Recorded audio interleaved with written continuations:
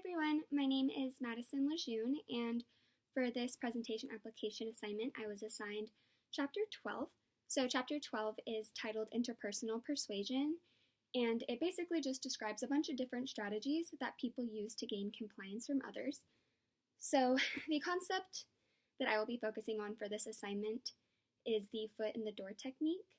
So the foot in door technique states that an individual is more likely to comply with a second larger request if he or she has agreed to perform a small initial request. I've experienced this in my personal life when my friend asked me to help her pack up some things in her apartment because she was going to move. So this was probably around July, and my friend was moving from an apartment on one side of town to an apartment on the other side of town closer to UTSA since she was going to start going there. So she asked me if I could help her pack up some of her things, and then that was really just it. So I go over, and it wasn't an extremely daunting task. There wasn't too much to pack up. We were done in maybe an hour, and I was like, great, well, good luck with your move. I'll talk to you later.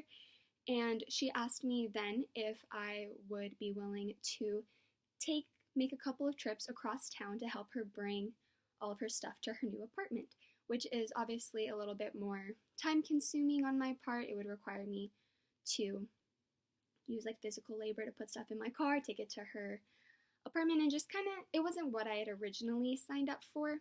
But since I was already there and I would feel bad if I hadn't helped her out, I decided that I would help her, so I agreed. So now that I have discussed my experience with this technique, I will now make some inferences. So the first inference is that self-perception plays a key role in why this technique is so successful.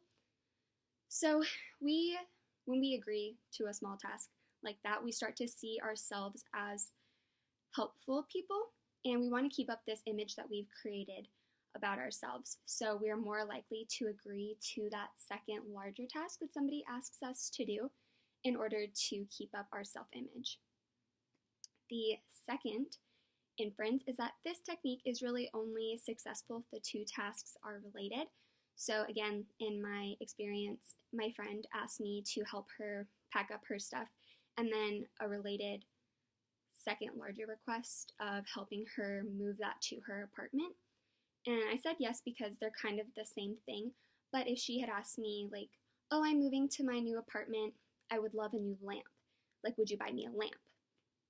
They're not necessarily related, and the second one is a larger task, but I wouldn't feel inclined to do it because she could buy herself her own lamp, It's not the same as helping her pack up some stuff.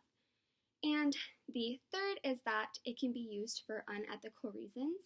The book gave an example of telemarketers or front organizations posing as charity and using this technique to manipulate people into donating money. So while it is successful in getting them to comply, it is an unethical reason to use the technique. So we should probably try and stray from that. So now that I've discussed some inferences, I'm going to talk about how this can be applied to other situations in your life. So let's say it could be helpful in your professional career as well. So let's say you go into sales as your career. You could start convincing people to buy smaller purchases and then gradually have them buy bigger purchases, which will lead to success in your career and lead to you making more money and possibly getting a promotion, which would be great for you. So in conclusion, the foot and door technique is where an individual is more likely to comply with a second larger request if he or she has agreed to perform a smaller initial request. And while this is a super useful technique, it's important to keep in mind that it should only be used for ethical reasons. Thank you. Bye.